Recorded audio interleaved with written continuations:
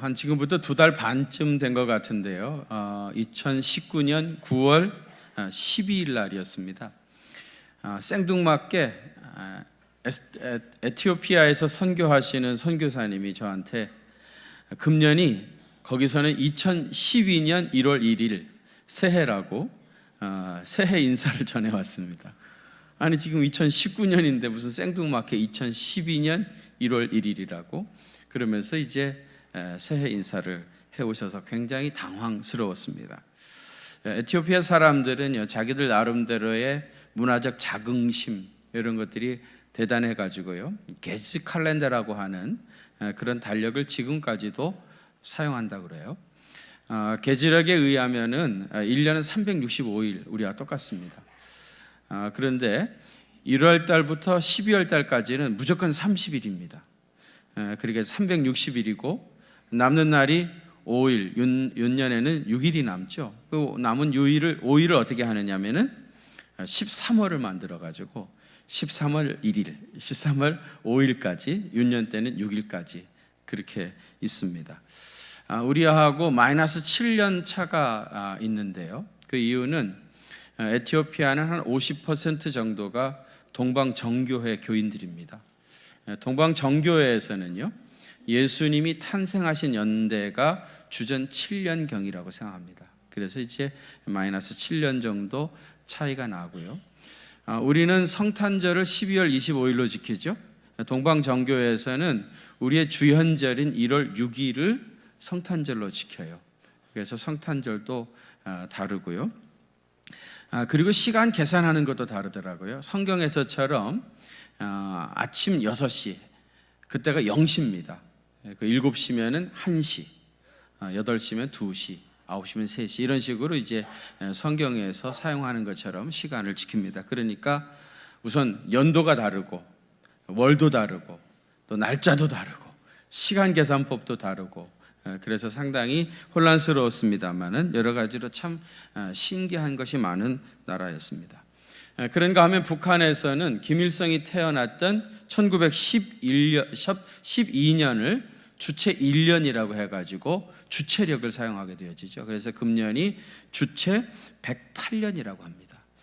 북한에서는 아예 김일성 왕조를 만들려고 작정하고 아예 연도까지 주체력을 사용하고 있습니다. 거의 전 세계 대부분의 사람들이 사용하는 달력은 그레고리안 달력이죠. 예수님의 탄생을 기점으로 해가지고 BC, Before Christ 하고 이제 예수님이 오신 이후 AD로 이렇게 나누어서 사용을 합니다. 금년이 2019년이라고 하는 말은 뭐예요?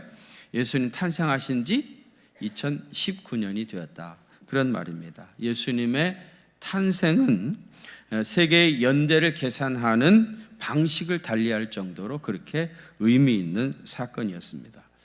마찬가지로 예수님의 생애를 중심으로 해서 1년을 계산하는 교회력이라는 것이 있습니다. 예수 안 믿는 사람들은 뭐 예수님에게 관심도 없으니까 교회력이 있는지 없는지도 모르겠지만은 우리 예수 믿는 사람들은 교회력이 무엇이고 또 어떻게 되어 있는가 하는 것을 정확하게 알 필요가 있습니다. 그리고 이 교회력에 따라 가지고 예전 색깔이 달라집니다. 교회력은요, 크게 6가지 절기가 있습니다. 몇 가지라고요? 6가지. 그 첫 번째는 뭐냐면 대림절입니다. 대림절. 오늘이 대림절 첫 번째 주일이죠. 예전 색깔은 뭐겠어요? 보라색입니다. 그래서 강대상의 강대상 포도 보라색으로 했고, 제 스톨도 보라색으로 하고, 우리 찬양대 시원 찬양대의 찬양복도 보라색으로 하고, 이 대림절은 보라색입니다. 두 번째로는 성탄절이죠. 성탄절에는 흰색을 사용합니다. 그리고 세 번째로는 그 주현절인데요, 1월 6일을 주현절로 지킵니다. 주현절에도 흰색을 사용하고요. 네 번째로는 사순절입니다. 사순절 기간 동안에도 보라색을 사용하게 되어지고요. 그다음 다섯 번째는 그 부활절이죠. 부활절 때는 흰색을 씁니다. 그리고 마지막 6번째는 오순절이에요. 오순절 날에는 빨간색을 사용하고요. 그래서 절기가 6개입니다. 첫째는 뭐라 그랬죠? 대림절. 색깔은 보라색. 두 번째는 성탄절. 색깔은 흰색.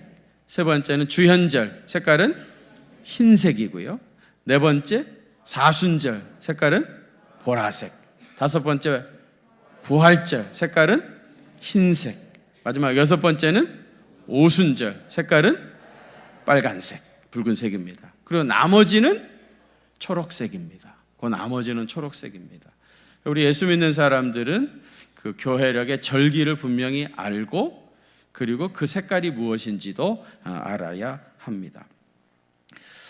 교회력에 의하면 오늘이 대림절 첫 번째 주일이니까, 그리고 오늘이 교회력으로 얘기하면 새해 첫 주일입니다. 새해 첫 주일입니다. 아까 개지력은 9월 12일 날이 새해 첫날이라고 했는데 우리 교회력에 따르면 오늘이 새해 첫날입니다. 대림절은 성탄절로부터 역산해가지고 4주간을 지키게 되어집니다. 그래서 대림절 첫 번째 주일에 우리처럼 이렇게 초를 5개 준비를 합니다. 그래서 첫 번째 주일날 하나를 밝히고, 두 번째 주일에 2개를 밝히고, 셋째, 넷째 주일까지 가다가 5번째 초를 밝히는 날이 언제예요? 성탄절입니다. 그러니까 성탄절, 예수님의 탄생을 기다리면서 4주간 기다리는 거예요. 사모하는 거예요. 여러분, 가정에서도 이렇게 한번 해볼 필요가 있어요. 자녀들의 신앙 지도를 위해서도 초 5개를 준비해 놓고 하나씩 밝히면서 우리가 예수님 탄생을 기다리는 계절이다 하면서 예수님 이야기를 한다고 하면은 신앙적으로도 굉장히 좋다고 생각합니다. 대림절이라고 하는 말 자체는 예수님의 강림을 기다린다 해서 이제 대림 그렇게 말하기도 하고요. 또 어떤 분들은 대강, 주님의 강림을 기다린다 해가지고 대강절, 대림절 같은 말입니다. 교회력에 따르면 12월 25일이 성탄절이죠. 그리고 1월 6일이 주현절인데 대림절 첫 번째 주일로부터 시작해가지고 주현절 바로 전날 1월 5일까지를 성탄의 계절이라 그렇게 말합니다. 성탄의 계절. 그래서 이제 우리 교회가 이번 주에 성탄 장식을 이렇게 했잖아요. 성탄 장식은 대림절 첫 번째 주일날 시작해가지고 주현절 바로 전날인 1월 5일까지 성탄 장식을 하는 것이 원칙입니다. 여러분 가정에도 성탄 장식을 할 필요가 있습니다.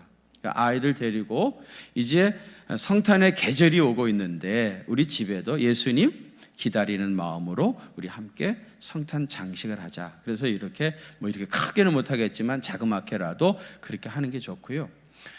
서구 기독교 사회에 가보면은요, 집 안에만 이런 성탄 장식을 하는 게 아니고요, 아예 자기 집 전체를 다 성탄 장식을 해요. 그래가지고 성탄절에 가보면 동네에서 이렇게 성탄 장식을 막 크게 아주 거창하게 한 집들이 굉장히 많습니다. 그거 구경하는 것도 굉장히 재밌고 감동이 있는데, 누구는 그래요. 성탄 장식을 그렇게 잘 해놓고요, 그리고 자기들은 휴가를 갑니다. 빈집이랍니다. 빈집이래. 휴가 가면서 도둑 들어오지 말라고 성탄 장식을 잘 해놓으면 많은 사람들이 와서 구경하잖아요. 그래서 도둑은 안 든답니다. 어쨌든 이 서구 기독교 사회에서는 자기 집에까지 크게 아주 성탄 장식을 잘하는 사람들이 있고요, 가정에 하는 건 거의 대부분의 성도들이 다 하고 있습니다. 성탄의 계절을 우리가 맞이하고 있습니다. 성탄의 계절이 되어지면 우리가 잊고 지냈던 성모 마리아에 대해서 한 번쯤은 생각하고 지나가게 되어 있습니다. 특히 우리 개혁교회는 1년 내내 성모 마리아에 대해서 전혀 말을 하지 않죠. 성모 마리아에 대해서 가톨릭 교회하고 우리 개혁교회하고 상당히 많은 차이가 있습니다. 가톨릭 교회에서는요, 성모 마리아를 라틴어로 셈퍼 비르고라고 해가지고요, 마리아는 영원한 동정녀였다 그렇게 주장을 합니다. 예수님을 잉태하기 전에 동정녀였는 것은 물론이고, 그리고 예수님을 출생하고 난 이후로도 평생 동정녀로 살았다는 거예요. 셈퍼 비르고라고 하는 말이 그런 뜻이에요. 아니, 성경에 보면은 예수님의 동생들 이름들이 나오죠. 뭐 야고보를 비롯해 가지고 요셉, 시몬, 유다 같은 예수님의 형제들이 있었고요. 적어도 2명 이상의 자매가 있었습니다. 도대체 이 사람들은 누구냐? 그렇게 물어보면 성모 마리아의 외갓집 쪽에 다른 마리아가 낳은 외사촌들이지 예수님의 친동생이 아니다. 그렇게 설명을 합니다. 마리아를 신성시하기 위해서 지어낸 구차한 설명이라고 할 수 있습니다. 또 무염시태라고 해가지고 이 말은 뭐냐면 그 오염되지 않은 상태에서 예수님을 임신하게 됐다는 거예요. 그 말은 뭐냐면은 여러분, 우리가 태어날 때 늘 원죄라고 하는 걸 다 가지고 태어나잖아요. 근데 마리아는 무염시태, 태어나면서부터 원죄와 상관없이 태어났다는 거예요. 그럼 여러분, 로마서 3장 23절에 모든 사람이 죄를 범하였음에 하는 이 말씀은 뭐예요? 그럼 마리아는 태어날 때부터 사람이 아니었단 말인가? 그런 주장을 가톨릭 교회에서 하고 있는 것입니다. 그 다음에 몽소승천이라고 해가지고요, 마리아는 육체와 영혼이 부활하신 예수님하고 똑같았다는 거예요. 그래서 예수님처럼 죽지 아니하고 승천하셨다는 거예요.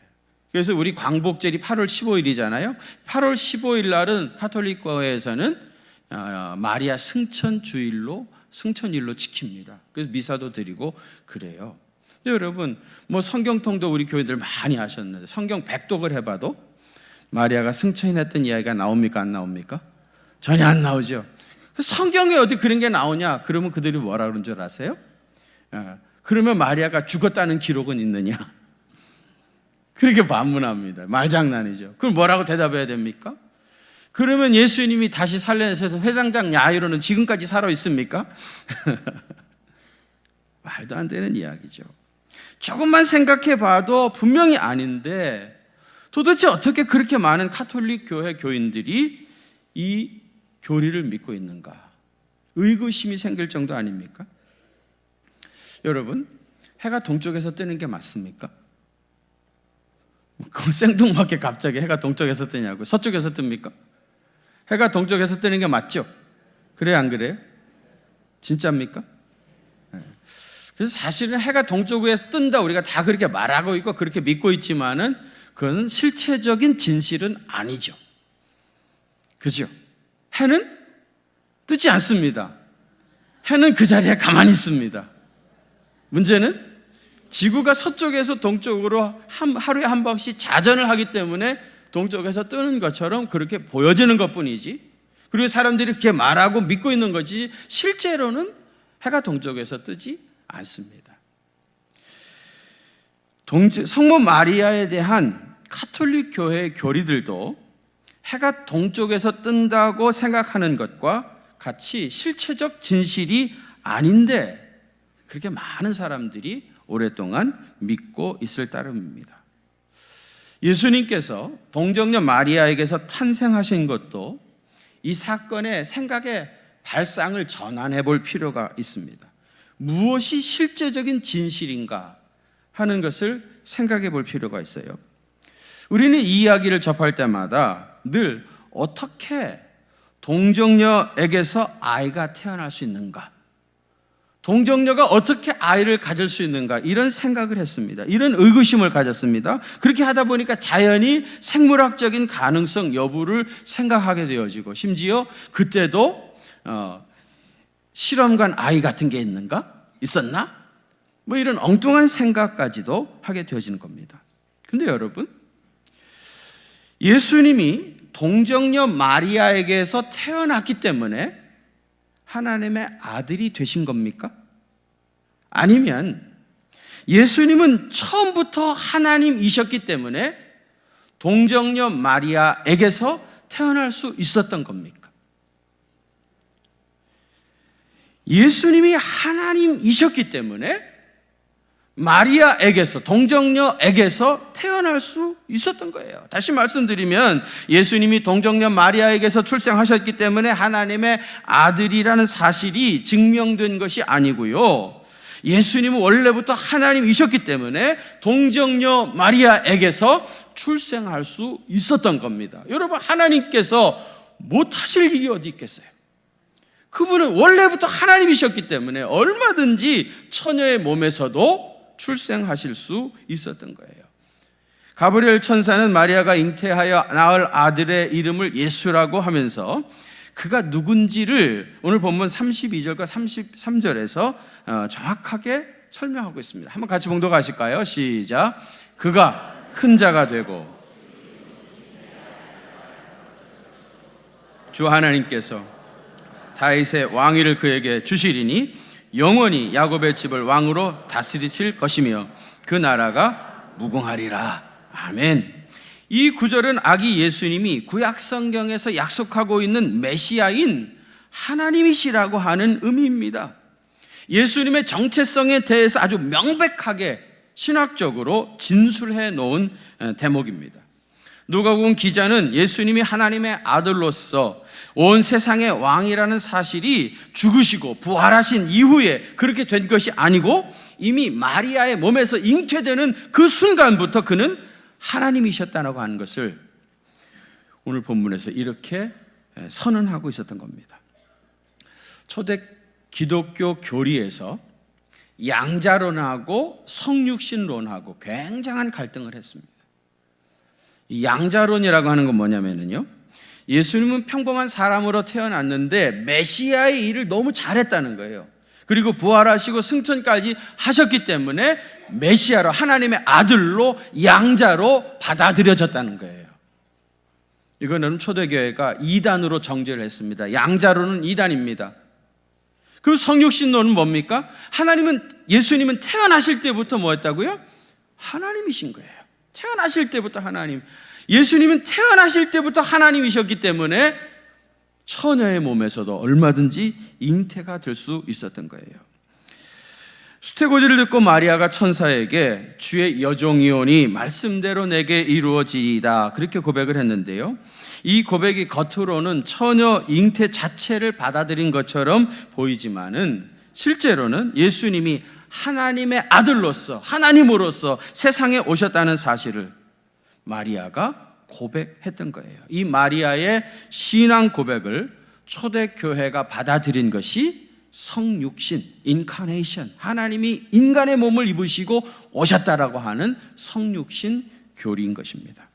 여러분, 예수님께서 공생애 3년 동안 굉장히 많은 일을 하셨죠. 여러분 잘 아시는 대로 수많은 병자들을 고치셨고요, 심지어 죽었던 회당장 야이로의 딸이나 나사로 같은 사람을 살려내시기도 했습니다.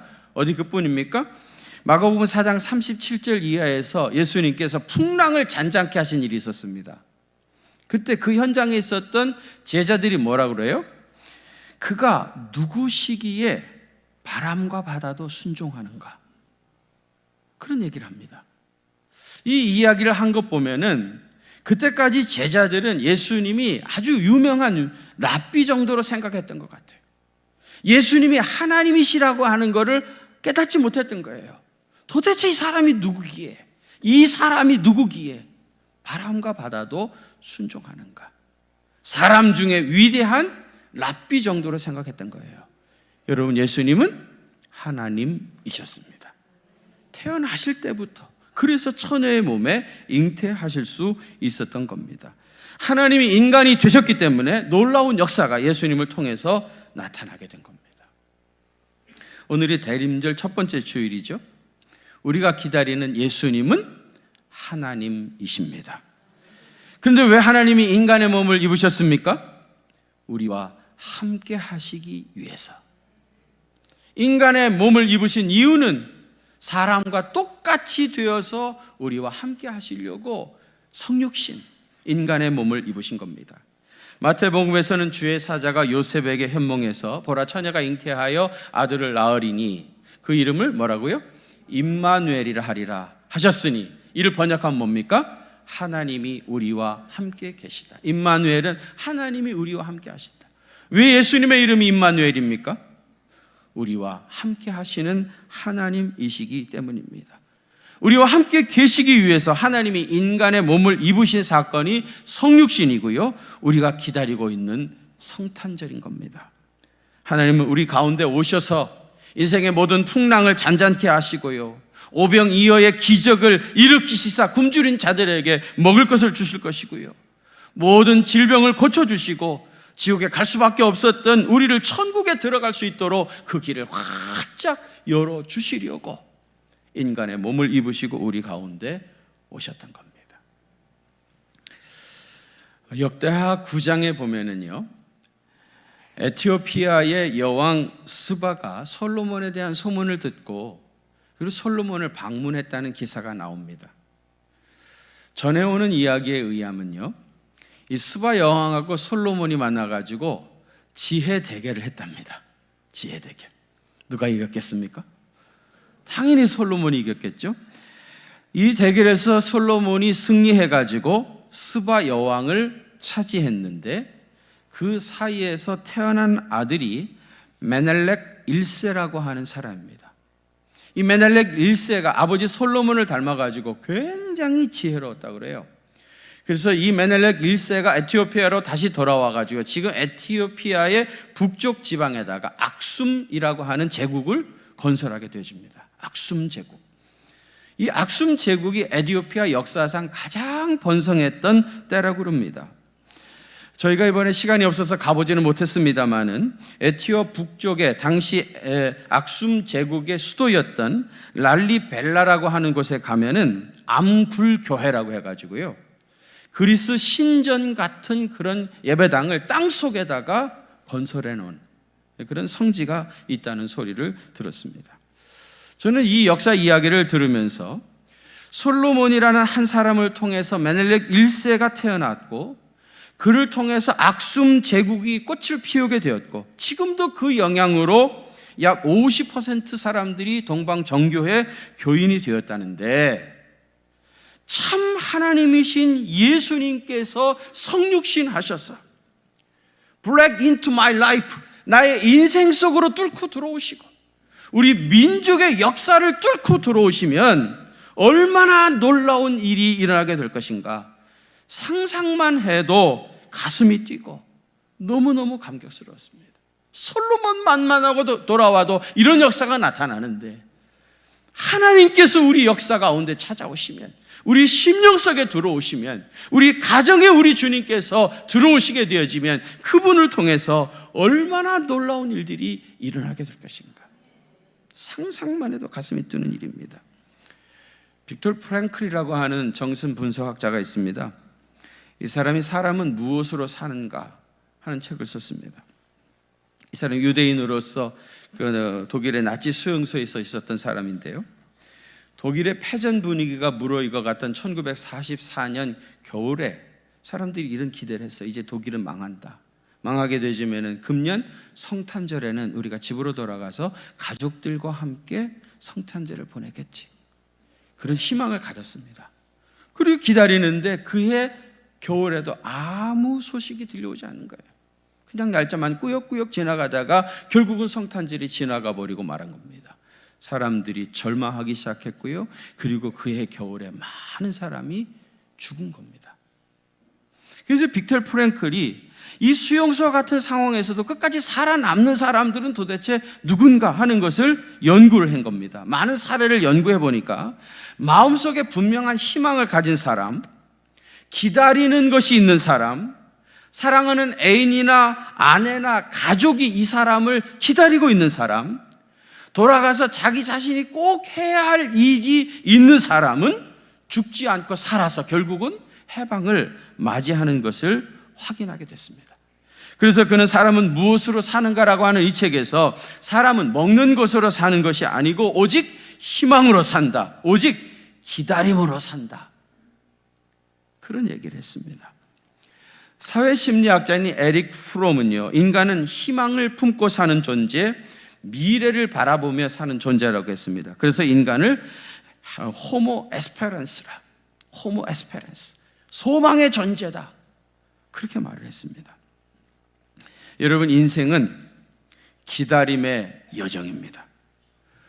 우리는 오늘보다는 내일이 더 기쁘고 행복한 날이 될 것이라고 하는 기대를 가지고 기다립니다. 아무리 현실이 어렵고 힘들어도 내일을 향한 꿈과 희망이 있으면 얼마든지 기다릴 수 있고 또 이겨낼 수 있습니다. 남아프리카 공화국의 넬슨 만델라 대통령 말입니다. 이분이 27년 동안 감옥에 갇혀 있었죠. 감옥에 갇혀 있었는데 한 번은 자기 딸이 아이를 낳아가지고 아버지, 내가 딸을 낳았어요. 이 아이 이름을 좀 정해주세요. 그러더랍니다. 만델라가 그 아이 이름을 호프, 희망이라고 정했습니다. 너는 희망이다. 내가 감옥에 있는 동안 희망이 나를 떠난 적이 없었다. 그리고 앞으로도 희망은 나를 떠나지 않을 것이다. 만델라가 석방되는 날 TV에서 그를 중계하는데요, 27년이나 감옥에 갇혀있던 사람이 너무나 평안하고 기쁨과 확신에 차 있었습니다. 그가 이런 모습을 띌 수 있었던 것은 희망이 한 번도 그에게서 떠난 적이 없었기 때문입니다. 오히려 그는 감옥 속에서도 희망의 봄을 기다렸던 겁니다. 기다림은 그에게 진정한 자유와 소망, 그리고 사랑이 무엇인지를 깨우쳐 주었습니다. 그렇습니다. 기다림은 절망을 뚫고 새로운 소망으로 나아가게 하는 엄청난 힘입니다. 그런데 우리는 기다리지 못하고, 소망 가운데 참고 기다리지 못하고 너무 조급증에 시달리고 있어요. 너무 마음이 조급한 거예요. 빨리는 세계 공통어입니다, 여러분. 전 세계 모든 사람들이 한국 사람 그러면 빨리 이거 다 합니다. 우리는 너무 조급증에 시달리고 있어요. 그래서 사탕을 주면은요, 이거를 잘 빨아서 오랫동안 먹어야 되는데 그렇게 할 수가 없어. 우리는 체질상 바로 그냥 주자마자 씹어가지고 그냥 생겨버리죠. 조사를 해보니까 한국 사람이 제일 빨리 깨트려가지고 먹어버렸답니다. 10사람을 실험을 해봤다고 그래요. 커피 머신 있지 않습니까? 커피 머신에다가 동전을 딱 넣고 3사람은 넣자마자 뚜껑 열고 종이를 잡고 있더랍니다. 동전 넣자마자 뚜껑 열고 종이를 잡고 있는 거고요. 나머지 7명은 어떻게 했을 것 같아요? 다 이렇게 쳐다본 겁니다. 7명은. 사실은 커피가 다 나오면 어떻게 되죠? 빨간불이 들어옵니다. 그 빨간불이 켜지면 뚜껑을 열고 컵을 꺼내도 되는데 우리는 넣자마자 쳐다보고 기다리고 있습니다. 밥을 할 때도 기다림이 필요합니다. 빨리 밥을 먹으려고 자꾸 뚜껑을 열면 뜸이 안 듭니다. 뜸이 들 때까지 충분히 기다려야 됩니다. 자꾸 뚜껑을 열면 밥이 미쳐버립니다. 우리 한국 사람들은 밥하는 지혜를 아내들에게서 배워야 됩니다. 기다려야 됩니다. 소망을 가지고 기다리다 보면 역사가 나타납니다. 기다림은 내일의 희망이고 꿈입니다. 기다림은 우리의 인생을 성숙시키고 풍요롭게 합니다. 기다림은 우리의 현실을 넘어 내일로 넘어가게 하는 힘입니다. 이런 점에서 기다릴 줄 아는 사람이 지혜로운 사람입니다. 기다림이라고 하는 것이 이렇게 중요한 삶의 지혜인데, 그런데 무엇을 기다리며 살 것인가? 이것이 우리 인생에 있어서 가장 중요한 질문입니다. 인간의 몸을 입으시고 세상에 오시는 하나님을 기다리는 것이야말로 모든 인류의 진정한 가능성이고 또 세상의 희망입니다. 하나님의 아들 예수님이 우리 심령 속에 들어오시면 물이 변하여 포도주 되는 것 같은 놀라운 기쁨을 체험하게 되어집니다. 하나님의 성육신 사건이 우리 민족사 속에 들어오게 되어지면 그 옛날 악숨 제국이 꽃을 피웠던 것과 같이 놀라운 역사가 우리 민족 사이에서도 일어나게 될 것입니다. 우리가 선교지에 교회들을 세우고 북한에도 복음을 전하려고 하는 이유는 뭡니까? 성육신 사건이 선교지에도 북한 땅에도 일어나게 되기를 사모하기 때문입니다. 예수님의 성육신 사건, 이것은 우리 모두의 희망입니다. 예수님의 성육신 사건, 이것은 우리 모두의 진정한 가능성입니다. 그분은 하나님이셨기 때문에 동정녀에게서도 얼마든지 잉태하실 수 있었던 것처럼 우리의 생각으로는 불가능해 보이고 이미 모든 것이 다 끝난 것 같지만은 그런 절망적인 상황이라 할지라도 성육신 하신 예수님이 우리와 함께 하시면 바람과 바다를 잔잔케 하셨던 하나님의 놀라운 능력이 얼마든지 여러분을 통해서도 나타나게 될 수 있습니다. 성탄의 계절에 주님의 탄생을 기다리면서 이런 설레임과 기대하는 마음이 여러분 심령 속에 임하시기를 바랍니다. 그래서 이번 성탄절에 하나님이신 예수님이 여러분 심령에 찾아오시는 성령님의 은혜를 체험하게 되시기를 주의 이름으로 축원합니다. 하나님 아버지, 세상은 우리에게 자꾸만 절망을 강요하고 금방이라도 무슨 큰 일이 일어날 것 같이 우리의 삶을 송두리째 흔들어대고 있습니다. 아무리 우리가 절망을 강요하는 이 세상에 살아간다 할지라도 하나님께서 인간의 몸을 입으시고 성육신 하셔서 우리 가운데 거하시면 우리에게 진정한 소망이 있는 줄로 믿습니다. 주님이 성탄의 계절에 이 신앙을 회복할 수 있도록 은혜 더하여 주시옵소서. 오셔서 우리와 함께 하시는 우리 주님 그 임마누엘 하나님을 체험하게 하여 주시고 주님이 내미신 손 붙잡고 믿음으로 승리하게 하여 주시옵시고 물이 변하여 포도주 되는 것과 같은 놀라운 기쁨을 체험하는 귀한 생애 되게 하여 주시옵소서. 이 성탄의 계절에 이러한 신령한 기쁨이 은혜 사모하는 주의 사랑하는 모든 백성들에게 임하게 되어지기를 간절히 기도하오며 이제는 우리 구주 예수 그리스도의 그 크신 은혜와 하나님 우리 아버지의 무한하신 사랑하심과 성령님의 위로하심과 교통하심이 우리 경기중앙교회 사랑하는 성도들과 저들의 가정과 또 그 생업의 현장들 위에 이제로부터 영원토록 함께 계시옵기를 간절히 축원하옵나이다. 아멘.